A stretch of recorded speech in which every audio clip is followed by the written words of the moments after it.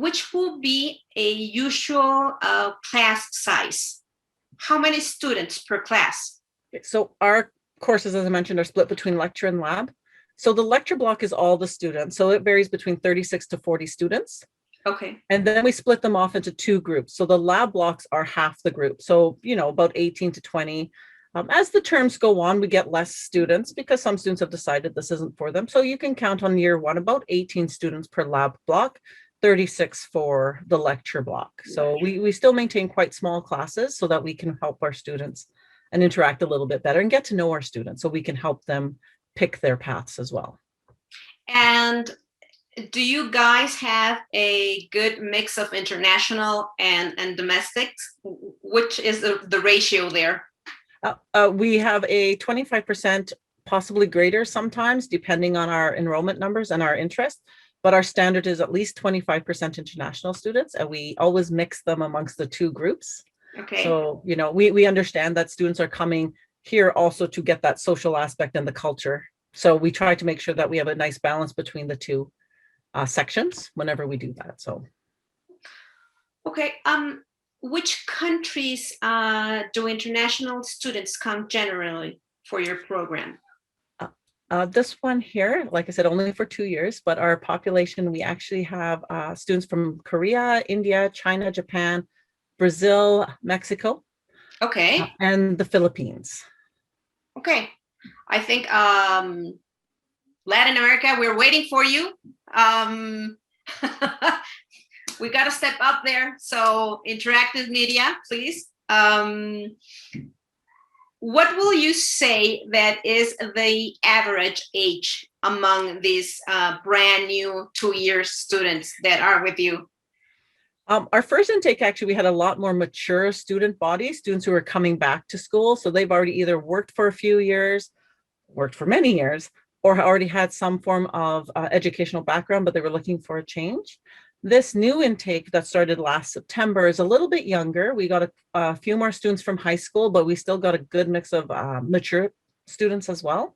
Okay. Nice. What's really nice about that is the mature students also will help our younger students in some areas, and the younger students help our mature students. So it's always been a nice mix. Like I run another program as well, and that's always been the best part. We get this great mix and they all work well together. And I'm glad that this program has continued that kind of tradition of a good mix of ages. So I believe in that mix of ages makes it very refreshing for everyone, because the more mature can learn from the younger and vice versa. So yes, I think it's refreshing in many ways, right?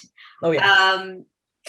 I know you have told us in different moments in this conversation that interactive media, it's waiting for the first generation this August.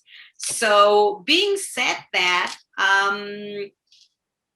tell us a little bit about the job they're waiting to get, about this prospects. If you can tell us, I don't know, about certain companies or certain contracts that are going on here. Oddly enough, I have 2 students who are already working for industry. Okay. Actually, one is actually working for the college in our innovation department, and he's working on virtual reality and simulation products with our research groups. So, but while he's continuing and finishing up the program, another student is actually moving on to actually a web development, but they're going to continue with the program to complete, to get their diploma, but that's also what they're doing. And their job is actually the design of those web pages. So what our hopes is when our students are moving out is that they will move into areas where it does involve some form of developer position. So there's a lot of techie terms I could use, but I don't want to. So I'll keep it simple. I'll keep it simple. It's kind of, there's the back end, the front end, and the middleware. So the front end is the design, and we were expecting a lot of these students who want to go into design anyway. The back end is those who do the programming, the implementation of the actual software. What the students will be doing when they move out of here, they'll either move into a gaming company or a web company and get those types of positions. But we also have students, the students will be able to move into a mobile apps development position. So right, we all have cell phones now. We also teach our students how to design for that, as well as implement for iOS as well as Android devices. So those are type of things. Product design is another one. And by product design, it is, we go to a grocery store and we see a cereal box. Well, is it appealing? Is it attractive? Is it too busy? Right? Like sometimes we see too much and we walk away. We can't handle that kind of input. So they'll move into those types of positions here in town as well. Eventually, obviously, there's an interactive media developer position as well. Don't get me wrong. And those are the people who do work in a variety of areas, including VR, AR, and virtual reality, augmented reality, and then there's a mixed reality as well. Let me clarify those terms for you. Thank you. Yes, yeah, I know. I was like, oh, wait, let me re-explain those. One of the big things I have found in industry right now is a big demand for user experience people. So they are working on how do people react to what other people are creating. So they come up with solutions for that, right? So like Zoom. When Zoom lags out, we kind of get antsy and we can't hear each other. So what type of user experiences are we feeling with that? Do we need to improve bandwidth? Do we need to improve the software itself? And that is something that's really big here. And I know one of the other questions is like, what's happening in industry here in Victoria? And I can tell you about Victoria, and I can tell you about beyond Victoria. That whole media, multimedia, that tech mix with media, which is videos, gaming, simulations of the stories, and film is growing. Victoria is looking at possibly of 2 to 3 new film studios alone. And we mix all that animation in, right? You're looking at Pixar, you're looking at Disney, you're looking at those types of things that people have been doing. And we're encouraging our students into that kind of direction and building up their skill set so that they can. So years ago, and this is where I had been involved was with Disney Interactive. Oh. So we're hoping, we have lots of companies in town. Don't get me wrong. We have Lamazoo, who does a lot of virtual reality stuff. We have Dreamcraft. We have, I just forgot the other company. I just forgot. I know, I feel so bad for them. But there's Kixeye, and there's a few new ones coming up. So, like we're starting to see this. And because I'm so closely intertwined with Viatech and what they do, Viatech is the Victoria Tech Council. Okay. So all of us tech people get to kind of get together and work together. That is the one thing that they're seeing is the higher demand for graduates in our programs or people to come to Victoria to help in that particular area. So I think our prospects are really good.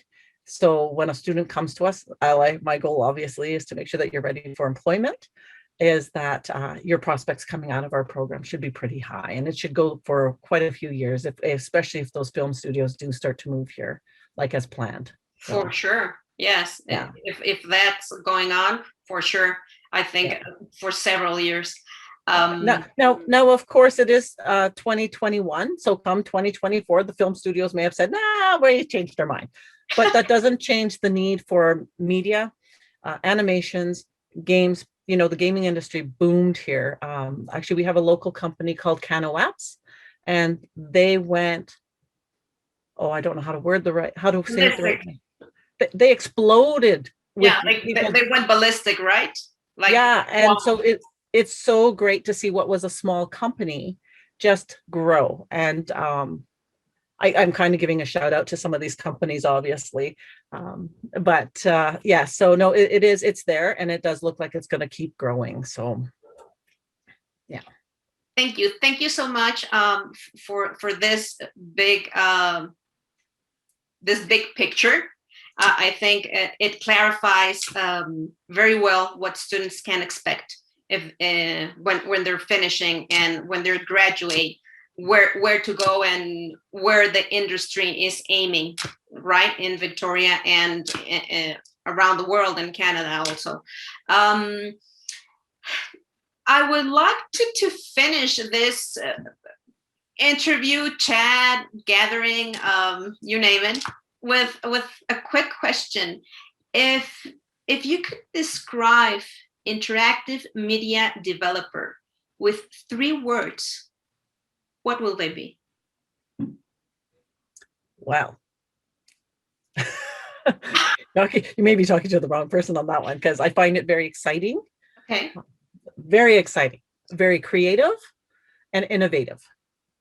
There you go. Exciting, creative, and innovative. Perfect. Thank you so much for your time.